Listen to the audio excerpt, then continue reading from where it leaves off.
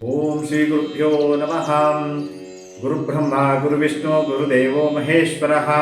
ಗುರು ಸಾಕ್ಷಾತ್ ಪರಬ್ರಹ್ಮ ತಸ್ಮೈ ಶ್ರೀ ಗುರುವೇ ನಮಃ. ಮಹಾಲಕ್ಷ್ಮೀ ಶ್ರೀ ವಿದ್ಮಹೇ ವಿಷ್ಣುಪತ್ನಿ ಚ ಧೀಮಹಿ ತನ್ನೋ ಐಶ್ವರ್ಯಲಕ್ಷ್ಮಿ ಪ್ರಚೋದಯಾತ್. ವೀಕ್ಷಕರೇ, ನಾನು ನಿಮ್ಮ ಸಿದ್ದು ಮಾಡ್ತಾ ಇರ್ತಕ್ಕಂಥ ಪರಿಪೂರ್ಣವಾದಂಥ ನಮಸ್ಕಾರಗಳು. ಇವತ್ತಿನ ವಿಶೇಷ ಏನಪ್ಪ ಅಂದರೆ ನವರಾತ್ರಿಯ ಮೊದಲನೇ ದಿವಸದ ಕಾರ್ಯಕ್ರಮ. ಹಾಗಾಗಿ ಈ ಕಾರ್ಯಕ್ರಮಕ್ಕೆ ತಮ್ಮೆಲ್ಲರೂ ಕೂಡ ಆಧಾರದ ಸುಸ್ವಾಗತ. ವೀಕ್ಷಕರೇ, ಇವತ್ತಿನ ದಿವಸ ಸ್ವಲ್ಪ ತಡವಾಗಿ ವಿಡಿಯೋವನ್ನು ಮಾಡ್ತಾ ಇದ್ದೀವಿ, ಹಾಗಾಗಿ ಕ್ಷಮೆ ಇರಲಿ. ಈ ದಿವಸ ನವರಾತ್ರಿ ಬಂದಿರತಕ್ಕಂಥದ್ದು ದಿನಾಂಕ 3/10/2024 ಅಂದರೆ ಗುರುವಾರ ನವರಾತ್ರಿ ಪ್ರಾರಂಭ ಆಗ್ತಾ ಇರ್ತಕ್ಕಂಥದ್ದು ಬಹಳ ವಿಶೇಷ. ಅಮ್ಮನವರು ಮೊದಲನೇ ದಿವಸ ಶೈಲಪುತ್ರಿ ಅವತಾರದಲ್ಲಿ ಬರ್ತಕ್ಕಂಥದ್ದು. ಅಂದರೆ ಶೈಲಪುತ್ರಿ ಅವತಾರದ ಹಿನ್ನೆಲೆ ಏನಪ್ಪ ಅಂತ ಅಂದರೆ, ಅಮ್ಮನವರು ಹಿಂದೆ ಶಿವನನ್ನ ಮದುವೆ ಆಗಿರ್ತಾರೆ. ಅಂದರೆ ಅಮ್ಮನವರು ಹಿಂದೆ ದಕ್ಷ ಬ್ರಹ್ಮನ ಮಗಳಾಗಿರ್ತಾಳೆ. ಅಂದರೆ ದಕ್ಷ ಬ್ರಹ್ಮನ ಮಗಳಾಗಿರುವಾಗ ಶಿವನನ್ನ ಪ್ರೀತಿಸಿ ಮದುವೆ ಆಗಿರ್ತಾಳೆ. ಈ ವಿಷಯವಾಗಿ ದಕ್ಷ ಬ್ರಹ್ಮನಿಗೆ ಇಷ್ಟ ಆಗಿರೋದಿಲ್ಲ. ಹಾಗಾಗಿ ದಕ್ಷ ಬ್ರಹ್ಮ ಇಷ್ಟಪಟ್ಟಿಲ್ಲದೆ ಇದ್ರೂ ಕೂಡ ಅಮ್ಮನವರು ಹೋಗಿ ಶಿವನನ್ನ ಮದುವೆ ಆಗಿರ್ತಾರೆ. ಹಾಗಾಗಿ ಆ ದಕ್ಷಯಜ್ಞ ಏನು ಮಾಡ್ತಾನೆ ಅಂದರೆ, ಶಿವನನ್ನು ಯಾಕಪ್ಪ ಇಷ್ಟಪಡೋದಿಲ್ಲ ಅಂತ ಅಂದರೆ, ಆ ಶಿವ ತಮ್ಮೆಲ್ಲರೂ ಗೊತ್ತಿರೋ ಹಾಗೆ ಮೈಯಲ್ಲೆಲ್ಲ ಭಸ್ಮ ಹಚ್ಕೊಂಡಿರ್ತಾನೆ. ಮತ್ತು ಕೊರಳಲ್ಲಿ ಸರ್ಪದ ಮಾಲೆಗಳಿರ್ತಾನೆ, ಅಂದರೆ ಸರ್ಪನೇ ಮಾಲೆಯಾಗಿ ಮಾಡ್ಕೊಂಡಿರ್ತಾನೆ. ಸ್ಮಶಾನವಾಸಿ ಈತ ನನ್ನ ಸೌಂದರ್ಯವತಿ ಆಗಿರ್ತಕ್ಕಂಥ ನನ್ನ ಮಗಳನ್ನು ಇಷ್ಟಪಟ್ಟು ಮದುವೆ ಆಗಿದ್ದಾನಲ್ಲ ಅನ್ನೋ ಒಂದು ಅಹಂಕಾರ ಆ ದಕ್ಷ ಬ್ರಹ್ಮನಿಗೆ ಇರ್ತದೆ, ಜೊತೆಗೆ ಅಸೂಯೆನೂ ಕೂಡ ಇರ್ತದೆ. ಹೀಗಿರುವಾಗ ದಕ್ಷ ಬ್ರಹ್ಮ ಒಂದು ಸಭೆಯನ್ನು ಏರ್ಪಡಿಸಿರ್ತಾನೆ. ಆ ಸಭೆಯಲ್ಲಿ ಹಲವಾರು ಋಷಿಮುನಿಗಳು, ದೇವಾನುದೇವತೆಗಳು ಎಲ್ಲರೂ ಕೂಡ ಬಂದು ಸೇರಿರ್ತಾರೆ. ಆ ಒಂದು ಕಾರ್ಯಕ್ರಮದ ವಿಶೇಷತೆ ಏನಪ್ಪ ಅಂತಂದರೆ, ದಕ್ಷಯಜ್ಞ ಅನ್ನೋ ಒಂದು ಯಜ್ಞವನ್ನು ಆಯೋಜನೆ ಮಾಡಿರ್ತಾನೆ. ಆ ಕಾರ್ಯಕ್ರಮಕ್ಕೆ ಎಲ್ಲರೂ ಕೂಡ ಆಹ್ವಾನವನ್ನು ಕೊಟ್ಟಿರ್ತಾನೆ, ಎಲ್ಲರೂ ಕೂಡ ಕರೆದಿರ್ತಾರೆ. ಯಾರು? ದಕ್ಷ ಬ್ರಹ್ಮ. ಹಾಗಾಗಿ ಶಿವನಿಗೆ ಮಾತ್ರ ಆಹ್ವಾನವನ್ನು ಕೊಟ್ಟಿರೋದಿಲ್ಲ, ಶಿವನಿಗೂ ಸಹ ಕೊಟ್ಟಿರೋದಿಲ್ಲ, ದಾಕ್ಷಾಯಣಿ ದೇವಿಗೂ ಸಹ ಕೊಟ್ಟಿರೋದಿಲ್ಲ. ಹೇಗೋ ಒಂದು ರೀತಿಯಲ್ಲಿ ದಾಕ್ಷಾಯಣಿ ದೇವಿಗೆ ತನ್ನ ತಂದೆಯಾದ ದಕ್ಷ ಬ್ರಹ್ಮ ಮಾಡ್ತಿರ್ತಕ್ಕಂಥ ಹೋಮದ ವಿಚಾರ ತಿಳಿಯುತ್ತೆ. ದಾಕ್ಷಾಯಣಿ ದೇವಿ ಬಂದು ಶಿವನಲ್ಲಿ ಕೇಳ್ತಾಳೆ, ನಮ್ಮ ತಂದೆಯವರು ಒಂದು ವಿಶೇಷವಾದಂಥ ಒಂದು ಯಾಗವನ್ನು ಮಾಡ್ತಾ ಇರ್ತಾರೆ, ಆ ಯಾಗಕ್ಕೆ ನಾನು ಕೂಡ ಹೋಗ್ತೀನಿ ಅಂತ. ಅಂದರೆ ಶಿವನಿಗೆ ಎಲ್ಲ ವಿಚಾರವೂ ಕೂಡ ಗೊತ್ತಿರ್ತದೆ.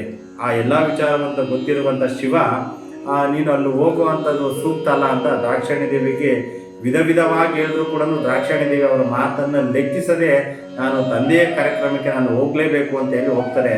ಆ ಹೋದಂಥ ಸಂದರ್ಭದಲ್ಲಿ ಏನಾಗ್ತದೆ ಅಂದರೆ, ಆ ದಕ್ಷಯಜ್ಞ ದಾಕ್ಷಾಯಣಿ ದೇವಿಗೆ ಒಂದು ಅವಮಾನವನ್ನು ಮಾಡ್ತಾನೆ. ನಿನ್ನ ಗಂಡನ ಜೊತೆ ಬಂದಿಲ್ವಾ?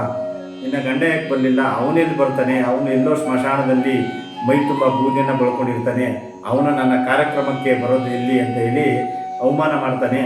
ಆ ಅವಮಾನವನ್ನು ಸಹಿಸಲಾರದೆ ದಾಕ್ಷಾಯಣಿ ದೇವಿ ಏನು ಮಾಡ್ತಾಳೆ, ದಕ್ಷಯಜ್ಞ ಮಾಡ್ತಿರ್ತಕ್ಕಂಥ ಹೋಮಕುಂಡಕ್ಕೆ ಹಾರಿ ಪ್ರಾಣವನ್ನು ಬಿಟ್ಟಿರ್ತಾಳೆ. ಈ ವಿಚಾರವನ್ನು ತಿಳಿದಂಥ ಶಿವ ರುದ್ರತಾಂಡವನ್ನು ಹಾಡಿ ಭೈರವನಿಗಿಂತಲೂ ಅಘೋರವಾದಂಥ ಅಂಶವನ್ನು ತಾಳಿ ವೀರಭದ್ರನ ಅವತಾರವನ್ನು ತಾಳ್ತಾನೆ ಶಿವ. ಅಂದರೆ ವೀರಭದ್ರನ ಅಪರಾವತಾರವನ್ನು ತಾಳಿ ದಕ್ಷ ಬ್ರಹ್ಮನ ಶಿರಸ್ಸನ್ನು ಕತ್ತರಿಸ್ತಾನೆ. ಆಗ ದಕ್ಷ ಬ್ರಹ್ಮನ ಸತಿ ಬಂದು ಶಿವನಲ್ಲಿ ಬೇಡ್ಕೊತಾಳೆ, ದಯಮಾಡಿ ನನ್ನ ಗಂಡ ಮಾಡಿರ್ತಕ್ಕಂಥ ತಪ್ಪನ್ನು ಕ್ಷಮಿಸಪ್ಪ ಅಂತ ಹೇಳಿ ಬೇಡ್ಕೊಂಡಾಗ ಶಿವ ಏನು ಮಾಡ್ತಾರೆ, ಕುರಿ ತಲೆಯನ್ನು ತಗೊಂಬಂದು ದಕ್ಷ ಬ್ರಹ್ಮನಿಗೆ ಜೋಡಿಸ್ತಾನೆ.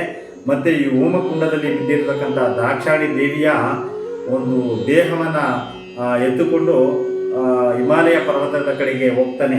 ಹಿಮಾಲಯ ಪರ್ವತಕ್ಕೆ ಹೋದಾಗ ಶಿವ ಘೋರವಾದ ತಪಸ್ಸನ್ನು ಆಚರಿಸ್ತಾನೆ, ಶಾಂತ ರೂಪದಕ್ಕೆ ಹೋಗೋದಕ್ಕೋಸ್ಕರ. ಅದೇ ರೀತಿಯಾಗಿ ಮತ್ತೊಂದು ಅವತಾರವನ್ನು ಎತ್ತಿ ಶಿವನಿಗೋಸ್ಕರ ತಪಸ್ಸನ್ನು ಮಾಡಿ ಈ ಶೈಲಪುತ್ರಿ ಅವತಾರದಲ್ಲಿ ಅಮ್ಮನವರು ಬರ್ತಾರೆ.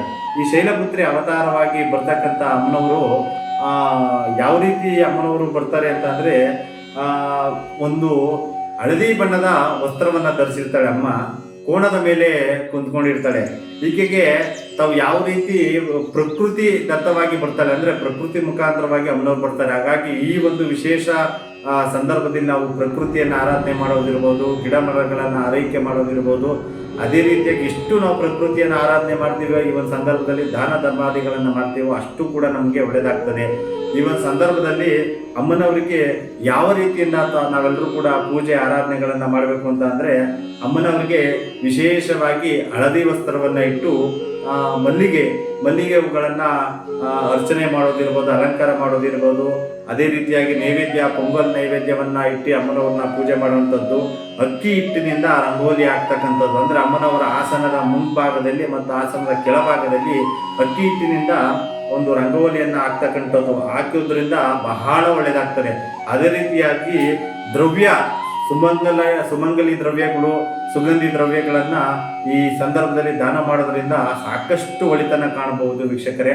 ಅದೇ ರೀತಿಯಾಗಿ ಈ ನವರಾತ್ರಿಯ ಮೊದಲನೇ ದಿವಸದ ಕಾರ್ಯಕ್ರಮದಲ್ಲಿ ತಾವೆಲ್ಲರೂ ಕೂಡ ಭಾಗಿಯಾಗಿದ್ದೀರಾ ಮತ್ತು ಈ ಒಂದು ಕಾರ್ಯಕ್ರಮದಲ್ಲಿ ಅಮ್ಮನವರನ್ನ ಶ್ರದ್ಧಾ ಭಕ್ತಿ ಪೂರ್ವಕವಾಗಿ ತಾವೆಲ್ಲರೂ ಕೂಡ ಆರಾಧನೆ ಮಾಡಿದ್ದೆ. ಆದರೆ ತಮ್ಮ ಇಷ್ಟಾರ್ಥಗಳು ಈಡೇರೋದ್ರಲ್ಲಿ ಯಾವುದೇ ರೀತಿಯಾದಂಥ ಸಮಸ್ಯೆ ಇಲ್ಲ ಅಂತ ಹೇಳ್ತಾ ಮತ್ತೊಂದು ವಿಡಿಯೋ ಜೊತೆಯಲ್ಲಿ ತಮ್ಮನ್ನು ಭೇಟಿ ಆಗ್ತೀನಿ ವೀಕ್ಷಕರೇ. ಶ್ರೀ ಗುರುಭ್ಯೋ ನಮಃ.